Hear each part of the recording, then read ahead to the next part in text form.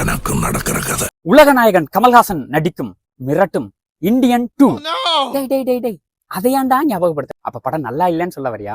கொடுத்த பில்டப்புக்கும் அவர்கள் ஏற்படுத்திய எதிர்பார்ப்பையும் சந்திக்க வேண்டிய இடத்துல சந்திக்கல. பணியை காமித்த விதமும் அதிலிருந்து கமல் தப்பித்த விதமும் கொஞ்சம் சரி ஓகே கமல் தானே தப்பிச்சுட்டு போங்க அப்படிங்கிற மனசை நமக்கு கொடுக்குறாங்க.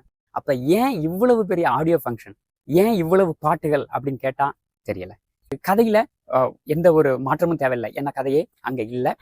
கிளைமேக்ஸ்ல சிம்புக்கும் கமலுக்கும் நடுவுல நடக்கக்கூடிய அந்த சண்டை காட்சியும் ரொம்ப அருமையாக வடிவமைச்சிருக்கிறாங்க. ஏற்கனவே பாடல்கள் சூப்பர் டூப்பர் ஹிட். அப்ப அந்த பாடல்களை படத்துல கொண்டு வந்து அதற்கு மணிரத்னம் படைப்பை பயன்படுத்தி பாடலை கொண்டு வந்திருந்தால் படம் இன்னும் சிறப்பாக அமைந்திருக்கும். இப்ப முத்தமழை எங்க, சுகர் பேபி எங்க, விண்வெளி நாயகன் எங்க, இப்படி எங்க என்ற கேள்வி கேட்கிற மாதிரியே இருக்குது.